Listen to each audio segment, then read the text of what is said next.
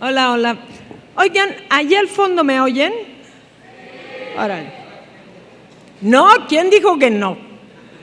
El sordo de la situación. Bueno, no, ¿de verdad me oyen? Sí. Ok. Yo como Luis también voy a trabajar el cuerpo del satanizado, de la satanizada, solo que lo voy a estudiar desde la perspectiva de su liberación y de la fuerza liberativa que tiene su acción. Porque quiero hablar de estereotipos de sexo, de estereotipos de edad. Las viejitas tenemos mucho que decir acerca de eso, los estereotipos de clase, pero todos ellos como parte integrante del sistema racista americano. Es decir, de este sistema de la modernidad, el racismo nace en América, nace con la invasión y el colonialismo y sigue siendo el instrumento de construcción de las relaciones sociales que tenemos. Para ello les voy a contar un cuento. El 11 de mayo de este año, de 2014, una mujer barbuda ganó el Festival Eurovisión en Copenhague. Conchita Wurst. Después le voy a decir que lépera es Conchita Wurst, o sea, Conchita salchicha. Pero en fin, Conchita Wurst es una mujer transgénero austriaca de 25 años que nació como Tom Neuwirth y que se presentó a cantar Rise Like a Phoenix con su bella barba negra recortada en forma de candado, sus ojos maquillados, el pelo largo y un elegante vestido de lentejuelas. Mujer por voluntad propia, rompió el estereotipo estético de la mujer sin pelos al lucir un rostro barbudo muy bien maquillado. Emocionada, interpretó la construcción del deber ser de una mujer frente a la espera de una noticia que la rebasa. Entonces estaba ahí sudando y moviéndose. Desafiante, no dudó en involucrar al público en su performance de género indefinido. Lo hemos hecho juntos, le gritó antes de volver a interpretar su canción que dedicó a la lucha contra la discriminación. El cuerpo es el medio para crear imágenes mentales. Esto es, el cuerpo da sentido a la representación, performancea sexos y crea arquetipos, pues se vuelve imagen material reconocible que se reproduce a sí misma. Según el antropólogo alemán Hans Belting, las imágenes mentales nos permiten reconocernos. El peligro es que más que mirar cuerpos, si las imágenes mentales son constantemente rodeadas de prejuicio que nos vienen de la guerra, de la opresión, de la historia del arte, de la publicidad, de la industria cosmética, de la industria del vestido, en fin, si los cuerpos son productos de una historia de ignominia, se convierten en construcciones mediáticas del racismo, del clasismo y del sexismo. Los estereotipos son marcas de discriminación más que arquetipos con los que nos observamos. Y en esto, el estereotipo es el estereotipo de la persona construida para dar pánico, de la cual nos habló Luis. El sistema de género occidental, por lo tanto, es uno solo. Hay tantos sistemas de géneros que son sistemas relacionales y sociales, cuántas culturas hay. pero por lo general en las universidades que son mestizas y blanquizadas, cuando hablamos del sistema de género, hablamos del sistema de género occidental. Bueno, en este sistema de género occidental, que en América, repito, es el de las personas blancas y mestizas que no se identifican con los aportes culturales negros ni con la política de la colectividad de los pueblos originarios, este sistema de género se quebró ante la estética de Conchita Wurst, que confundía voluntariamente elementos del estereotipo de un sexo con el otro. De paso, rompía con otros estereotipos. El del activismo en la disidencia sexual, al manifestarse en un lugar de evidente frivolidad, ¿verdad? Entonces, una activista frívola, vaya, qué maravilla de estereotipo roto. El de la unidad europea, otro estereotipo que rompió Conchita. Pues imagínense cómo despertó el avispero de crítica por parte de los jueces y el público de los países que siguen a Rusia en sus políticas discriminatorias contra lesbianas, gays, bisexuales, transgéneros y transexuales. También rompió con el estereotipo de la formalidad de Austria al enviar a una mujer barbuda a competir representando a su nacionalidad. Y finalmente rompió con el estereotipo de la identidad inamovible. Pues Conchita cambió no solo de nombre, sino también de adscripción genérica, sin someterse a la hormonización que le haría perder la pilosidad facial, ni haber pedido una reubicación de género, es decir, una intervención quirúrgica que la castrara, manejando una ubicuidad voluntariamente transgresora del ser mujer siendo hombre.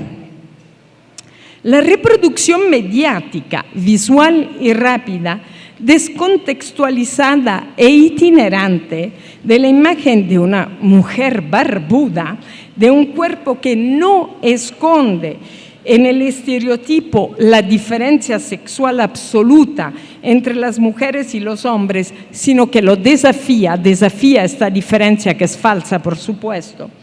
Toca las ideologías estáticas de lo que la humanidad debe ser. Empieza a construir otras imágenes mentales, quebrando la inmovilidad del estereotipo. Mire, esto lo intuyeron muy bien hace unos 9 años dos escritoras mexicanas, una extraordinaria que se llama Cristina Rivera Garza y otra bastante secundona, pero inteligente, que se llama Adriana González Mateos. Y ellas en 2005 anunciaron la inquietante e internacional Semana de las Mujeres Barbudas. Entonces, yo fui una de ellas, yo era una mujer barbuda. Entonces, jugamos, representamos, escandalizamos, invadimos los espacios masculinos y analizamos lo masculino y lo femenino en una sociedad compulsivamente heterosexual. La barba y los bigotes son imágenes del cuerpo del hombre, un símbolo convencional de masculinidad, por ende de autoridad y de sabiduría. Miren, por una semana yo misma me fui a dar clase a la Universidad Autónoma de la Ciudad de México portando una bellísima barba y unos bigotes de utilería teatral. Me fui a un teatro y me compré unos bigotes, ¿sí? Valen algo así como $5. Ahí está su sabiduría. ¿Sí, no? Los estudiantes, sobre todo mis estudiantes más queridos, que normalmente son muy activos, se tardaron 2 días así, seriecito, nunca los había visto tan serio en mi vida. 2 días se tardaron en preguntarme qué me había pasado, por qué me masculinizaba. Maestra, ¿se siente usted bien? La barba desmitificada resignificaba la imagen del sexo y resquebrajaba la imagen de las relaciones de género al atribuir características visuales de cuerpos sexuados que no respondían a la industria del maquillaje, la depilación forzosa de las mujeres y la identificación de la pilosidad europea colonial con la fuerza de mando y el lugar de autoridad. ¿Sí? Aquí quiero hacer una referencia a algo que me enojó muchísimo en su momento y que también habla de estereotipos y los relaciona con el racismo. Cuando en 1992 Rigoberta Menchú recibió el Premio Nobel de la Paz, el racismo guatemalteco, compartido por la mayoría de los sectores medios y mestizos blanquizados de América Latina, de toda América Latina, no solo de Guatemala, se defendió inmediatamente de la imagen de una mujer maya quiché, no muy alta, relativamente gorda, joven y con el poder que la mirada del mundo otorga a un cuerpo que destaca de otros. Los chistes, es decir, esas ridiculizaciones de actos y personas que esconden siempre agresiones, los chistes son agresiones cuando van dirigidos hacia una figura pública diferente, evidenciaron la rabia y el miedo racistas de la sociedad urbana guatemalteca al proponer que la industria del juguete sexista reprodujera a Rigoberta Menchú por millares. La finalidad de ese juguete sería, según la nada ingenua reconducción de la imagen de poder de Rigoberta Menchú al estereotipo de la sumisión del cuerpo de la mujer indígena, que Barbie, la muñeca hiperflaca, alta y rubia que más se ha vendido en el mundo, tuviera una sirvienta. Este chiste evidenciaba en pocas palabras el vínculo entre sexismo, racismo y clasismo y la cólera que provocaba el poder de una mujer quiché y pobre, entre quienes se consideraban constructores de la imagen de poder, belleza y representatividad de un pueblo.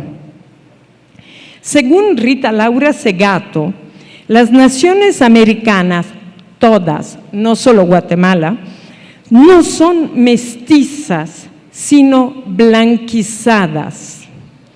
Es decir, asumen como identidad neutra, colectiva, la que privilegia el lado europeo de su sistema de organización, convirtiendo en otros a los pueblos indígenas y las colectividades afro-latinoamericanas. De esta forma, las naciones americanas esconden el racismo construido por la explotación colonial que no ha terminado de destejerse porque representa los intereses de la economía capitalista y sostienen la legalidad con que el racismo y el sexismo fueron impuestos. La imagen que de sí se construye la sociedad blanquizada es una imagen que reproduce la opresión encarnándola. Rompe los espejos, ¿sí? Borra la memoria, desvía la mirada, miente. No tiene vínculo con ningún mito positivo. Es profundamente patriarcal en cuanto remite a la violación de los grupos de hombres invasores que se repartían los cuerpos de las mujeres de los pueblos derrotados como botín. exactamente lo que siguen haciendo todos los militares y paramilitares hoy en América y en el mundo. Y crea una estetización del cuerpo del dominante, estetización que redunda en la creación de una idea de belleza que descansa en condiciones de opresión materiales. Quien no comparte el estereotipo del blanquizado, quien no tiene rasgos privilegiados del fenotipo del pueblo avallazador, no es ni bello, ni rico, ni respetable. Se le niegan facultades y reconocimientos, pues se le hace portador de ignorancia, desenvolvimiento, incapacidad de aprendizaje. Se le margina de la escuela y de los trabajos mejor remunerados.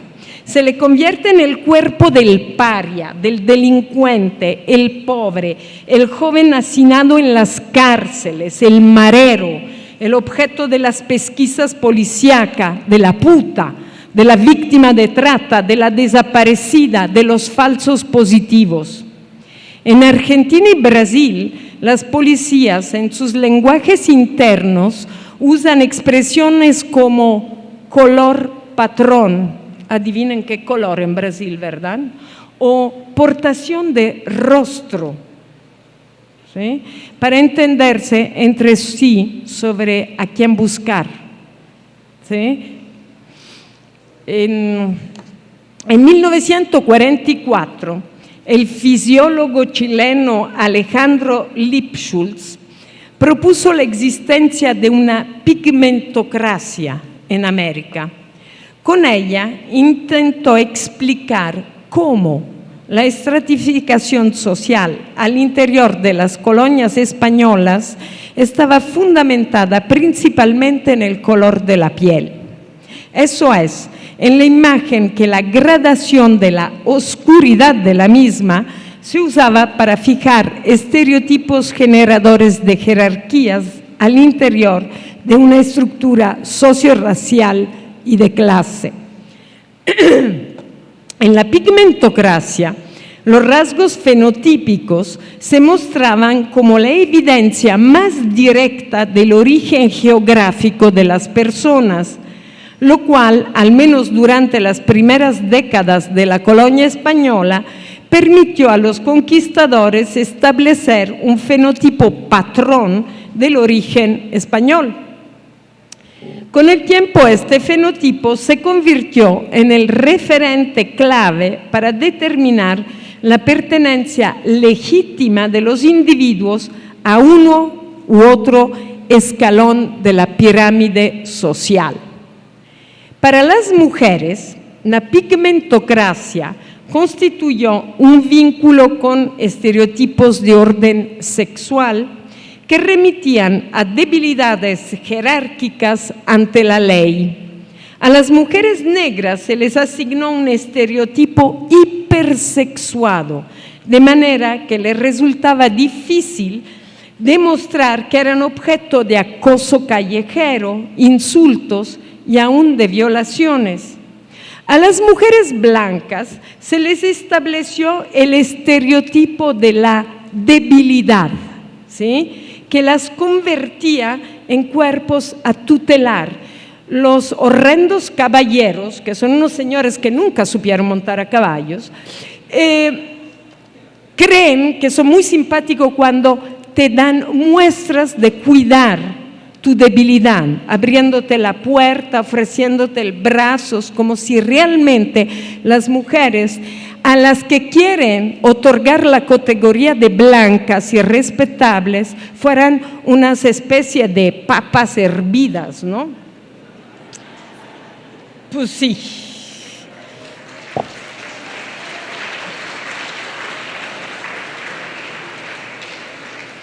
Pero junto con el lugar, con el estereotipo de la debilidad, que por supuesto no se les daba a las mujeres negras, ellas eran tratadas para venir a trabajar, ¿no?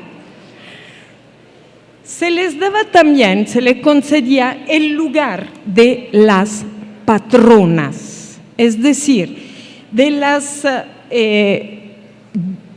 de las que tenían privilegios de clase por encima de las fuertes mujeres negras cuya sexualidad debían domeñar en nombre de la moral colonial.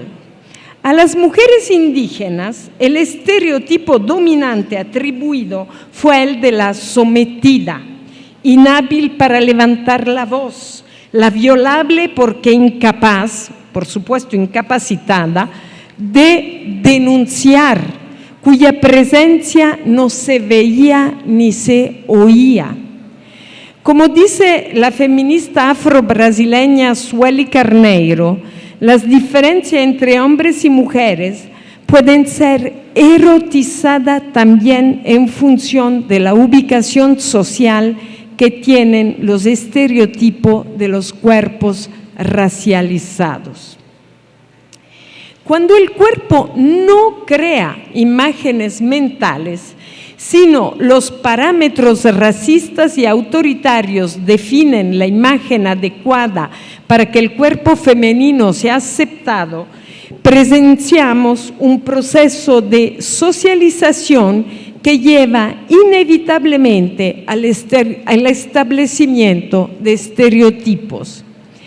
Más que autorreferente, la imagen de sí se torna reflejo, espejea aptitudes aprendidas e interiorizadas, se vuelve marca, calco de ideales de dominación.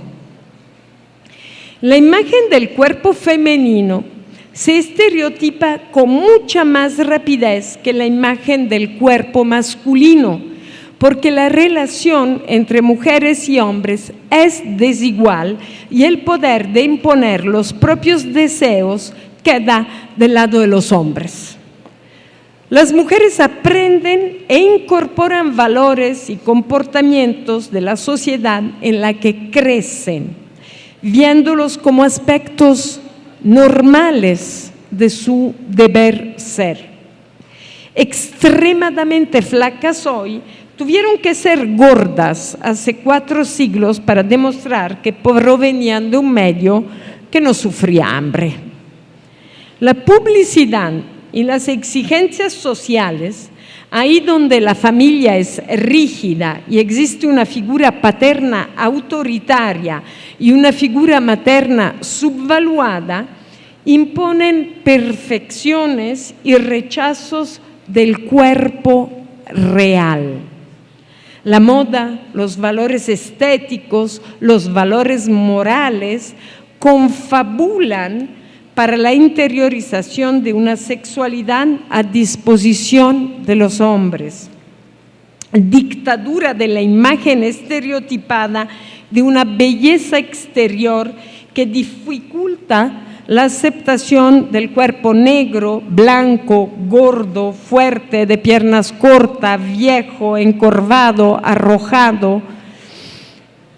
La obligación de parecerse a la imagen de un modelo corporal no responde únicamente a un estereotipo sexista, sino también a estereotipos que suman el racismo al clasismo, reproduciendo una pigmentocracia que arrastra el colonialismo interno, que todos los medios de reproducción de conocimientos, ideas, categorías de análisis, esparcimiento, diversión, información agrandan, adecúan, refuerzan. El colonialismo interno se ha mantenido en todos los países de América después de que dieron el paso a la independencia de sus gobiernos. Tiene que ver con la estructura misma de la emancipación liberal y la idea de política representativa sobre base individual y masculina. Solo Haití intentó una política no colonialista hacia los sectores negros y libres de la hegemonía del mercado, por lo cual fue duramente reprimida, sea por el gobierno francés, que intentó reconquistarla, sea por las economías liberales de los países cercanos. Haití fue el país más solidarios con los independentistas latinoamericanos, le dio los barcos, le dio el dinero que no tenía. ¿Y saben qué hicimos? Los traicionamos.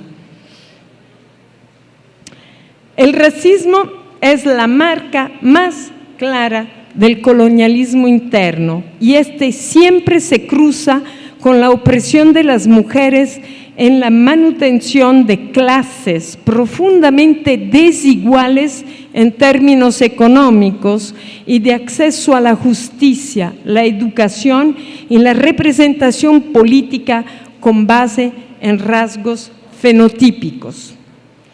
En el caso de México, el país más al norte del área mesoamericana y con 3.000 kilómetros de fronteras con Estados Unidos, gran productor mediático de estereotipos positivos y negativos gracias al poder de sus medios masivos de comunicación privados, la estructura socio-racial de tipo pigmentocrático oficialmente quedó superada por el discurso del mestizaje.